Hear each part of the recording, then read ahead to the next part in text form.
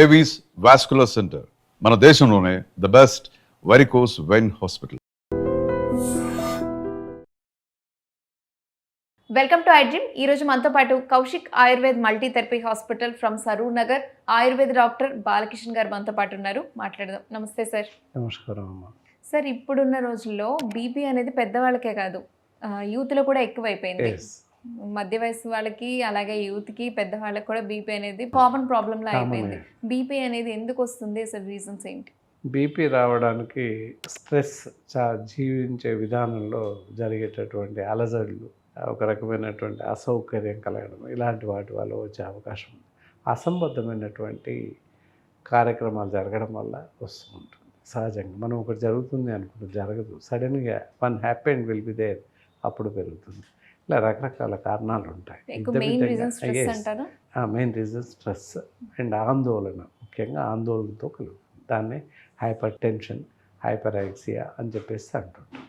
So చిన్న పిల్లలకి ఎందుకు వస్తుంది? ఇంత పూర్వకాలంలో 40 సంవత్సరాలు దాటితే కానీ బీపీ పెరిగే అవకాశం లేదు అనుకునేవాళ్ళం, బ్లండర్గా, గుడ్డిగా. 40-50 సంవత్సరాలు దాటితే ఏమో బీపీ వస్తుందేమో కొంతమందికి అని అనుకున్నాం. ఇప్పుడు అలా కాదు. మీరు అన్నట్టుగా చిన్న ఏజ్లో 35 ఏళ్ళు, 36 ఏళ్ళు, బిలో 40, 25-40 ఇయర్స్, 30 ఇయర్స్ వాళ్ళకు కూడా వస్తుంది.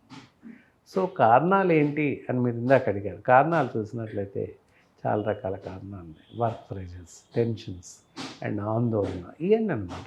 వాళ్ళు ఒకటి అనుకోవడం, ఇంకొకటి జరగడం, ఇవన్నీ కూడా it is put on the brain పైన వాటి తాలూకు ప్రభావం చూపిస్తుంది. దానివల్ల ఆందోళన ఎక్కువగా పెరిగిపోవడం, హైపర్ టెన్షన్స్కి లోన్ కావడం, హైపర్ ఎగ్జిక్ టర్న్ అవ్వడం, దాంతో బీపీ పెరగడం సర్వసాధారణంగా జరుగుతుంది. అది హెరిడిటరీ ఉందండి? ఎస్, హెరిడిటరీ అనేది చాలా తక్కువ, ఎక్కడో అక్కడ 2-3% వరకు వంశానుగతంగా రావచ్చు, నాట్ సర్టెన్లీ. ఇంకపోతే secondary thing, food habits and జీవన విధానం అండ్ ఫుడ్ హ్యాబిట్స్. ఈ మధ్య ఏం చేస్తున్నాం, ఎప్పుడో అప్పుడు తినడం చేస్తున్నాం, బయట ఎక్కువ తింటున్నాం. ఉదయం లేవకముందు నుంచే బ్రేక్ఫాస్ట్ అంతా బయట నుంచి తెప్పించుకొని తినడం, ఆహారం బయట నుంచి తినడం, రకరకాలుగా ఆహారం తినడం జరుగుతుంది. వేరేజ్ ఇన్ బేకరీ ఐటమ్స్లో artificial salts, artificial sugars and essence కలుపుతారు. సో నాట్ పర్మిటెడ్ ఎసెన్స్ కూడా కలుపుతున్నారు. సో అదంతా కూడా మన శరీరం పైన, మన మానవ శరీరం పైన దాని తాలూకు ప్రభావం విపరీతంగా చూపిస్తుంది. దానివల్ల బీపీ పెరిగిపోతుంది.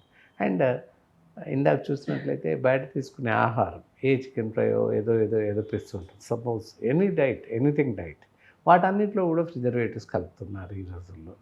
ఎక్కడ తయారవుతుందో తెలియదు, మన ఇంటికి వచ్చేస్తుంది ఆహారం. కానీ ప్రిజర్వేటివ్స్ కలిపితే కానీ అవి నిల్వ చేసే అవకాశం లేదు కనుక వ్యాపార రీత్యా వాళ్ళు ప్రిజర్వేటివ్స్ కలిపే అమ్ముతున్నారు. So not permitted colours are not permitted preservatives can be used in that side.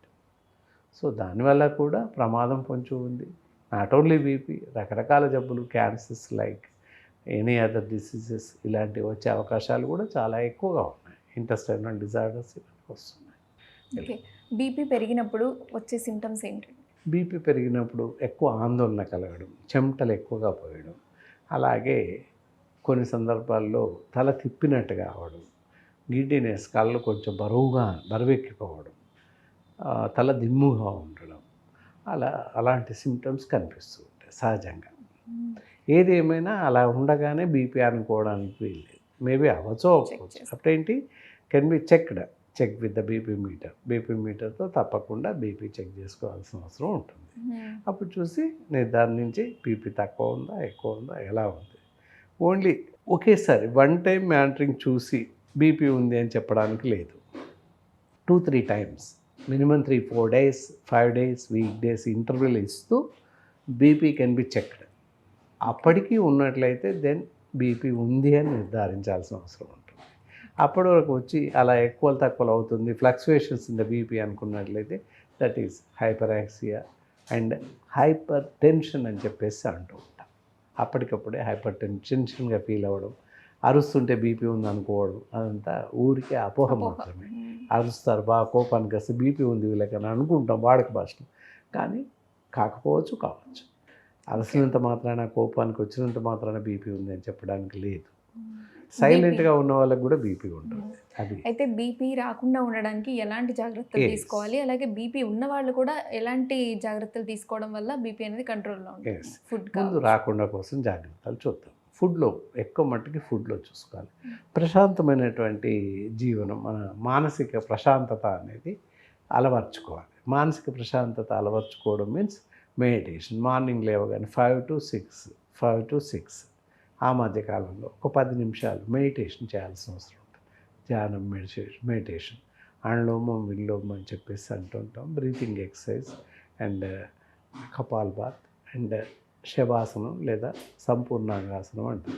ఈ 3 వేస్తూ ఉన్నట్లయితే తప్పకుండా మానసిక ఆందోళన తగ్గుతుంది, మానసిక ప్రశాంతత లభిస్తుంది.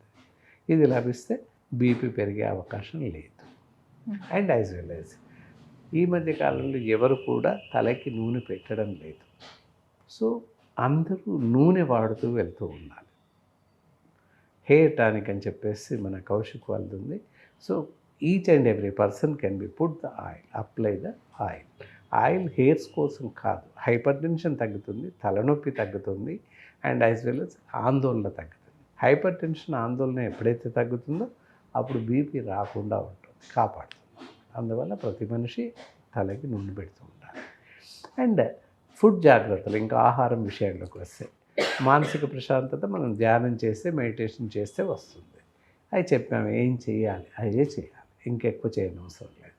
అది కాక ఇంకా ఆహారంలో జాగ్రత్తలు, అతి ఎక్కువగా రకరకాల ఆహారం తీసుకోవడం, బయట ఆహారం తీసుకోవడం అలాంటివి చేయకూడదు. ఈ salty food, bakery items, junk foods, bakery ఇవన్నీ పూర్తిగా మానేయాల్సిన అవసరం ఉంటుంది. అవి మానేస్తే రాకుండా ఉంటుంది అంతే. సాఫ్ట్ ఆహారం, ఇంట్లో తయారు చేసిన ఆహారం ఎల్లవేళ్ళ తీసుకుంటే బీపీ రాకుండా కాపాడుకోవచ్చు. ఎవరైనా మేల్ ఫీమేల్ సంబంధం లేదు, ఆ విధంగా తీసుకుంటే కొంతవరకు బీపీని కంట్రోల్లో పెట్టుకోవచ్చు. బీపీ ఉన్న వాళ్ళకి ఆయుర్వేదంలో ఎలాంటి ట్రీట్మెంట్ ఉంది సార్?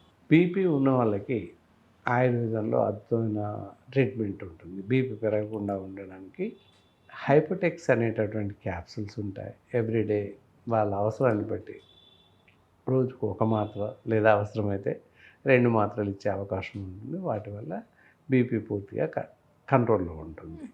అండ్ ఇందాక చెప్పుకున్నాం మనం రాకుండా ఉండడానికి జాగ్రత్తలు అనుకున్నాం. అందులో ఇదొకటి మనం జాగ్రత్తల కింద చెప్పచ్చు. హెయిర్ టానిక్ అని చెప్పుకున్నాం, ఇదే హెయిర్ టానిక్. ఎవ్రీడే ప్రతిరోజు కూడా ప్రతి మనిషి ఇది అప్లై చేస్తుంటే, తలకి అప్లై చేస్తూ ఉంటే హైపర్ టెన్షన్స్ రాకుండా కాపాడుకోవచ్చు. ఇదొకటి వాడుతూ ఉంటాయి. దెన్ ఆహారంలో తగిన జాగ్రత్తలు తీసుకొని, ఒకవేళ బీపీ ఉన్నట్లయితే ఇందాక చెప్పిన హైపటెక్స్ క్యాప్సూల్స్ ఉంటాయి, రోజు 1 లేదా 2 వైద్యుల సలహాన్ని అనుసరించి వేసుకోవడం మంచిది.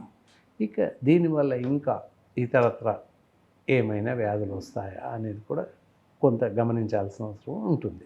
అది బీపీ ఉండడం వల్ల అంటే వేరే ఏ డిసీజెస్కి అది ఎఫెక్ట్ అవుతుంది? ఏది అక్కడే ఏంటంటే బీపీ ఉండడం సింపుల్గా 2 అక్షరాలు చెప్తాం. బీపీ ఒకవేళ కంట్రోల్ కానట్లయితే లేదా అలక్ష్యం చేసినట్లయితే వచ్చినప్పుడు గుర్తుపట్టలేకపోతే దానివల్ల జరిగే అనర్థాలు కోకొల్లలు అనమాట.